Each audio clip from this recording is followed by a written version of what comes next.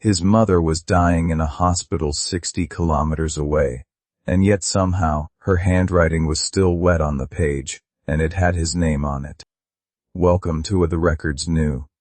Part 2 of 4. I did not sleep that night. I sat at my mother's table until the paper lantern guttered out, and then I sat in the dark. The clicking sound behind room 9's door had stopped within a few seconds of my hand leaving the handle. I told myself it was pipes. Old buildings in the mountains settle and groan and produce sounds that have no source. I had spent my career as an engineer. I know what pipes sound like. That was not pipes. By morning the fog had thickened enough that the windows showed nothing. Not the gravel lot, not the gate, not the tree line. Just white, pressed flat against the glass like a held breath. I made tea on my mother's stove, and I ate nothing, and I began working through her records. Estate work is methodical, it demands attention. I was grateful for that. She had kept meticulous files in the office behind the front desk.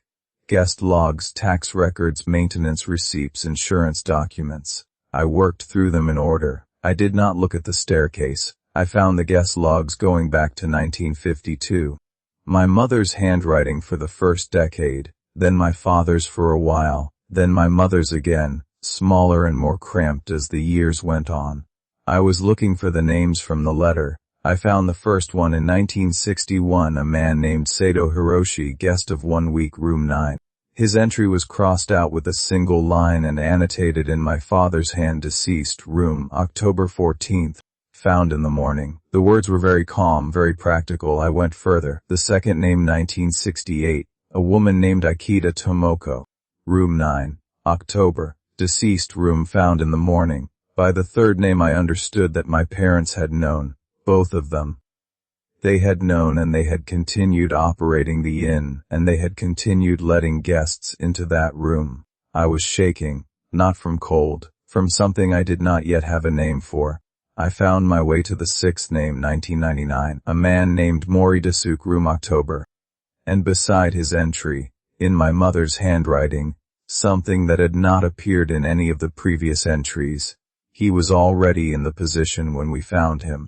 I had to read that 4 times. He was already in the position. What position? I needed to know what position. I pulled the maintenance records for October 1999.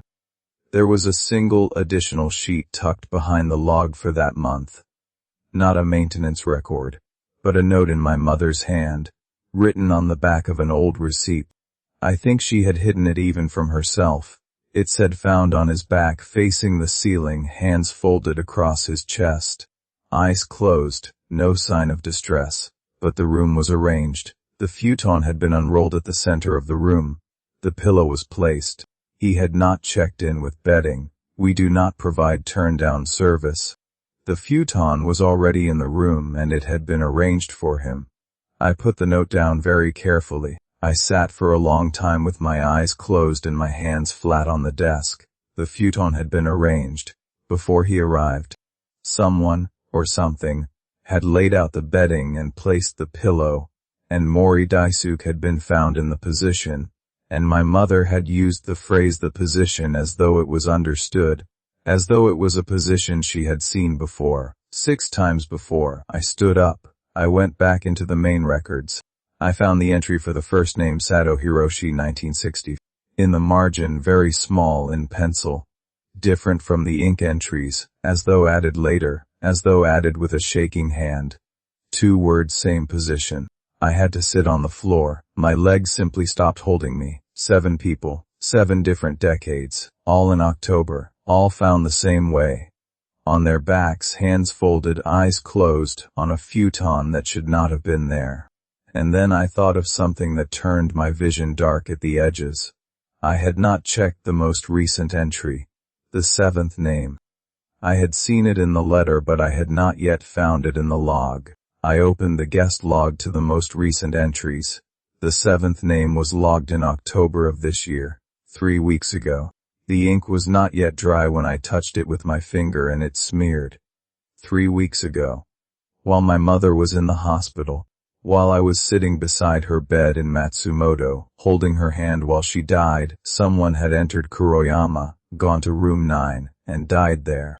And my mother, dying in a hospital 60 kilometers away, had somehow managed to get a letter written and placed on the front desk of a building she could not reach, addressed to the son she had not seen in years. I turned to the last page of the log, the 7th entry. I read the name and the room and the date, and then I read the final annotation, in my mother's handwriting, in ink that was still faintly damp. It said, "He came back. He always comes back. October is when he eats," and the name in the entry, the name of the 7th guest of room 9, was mine.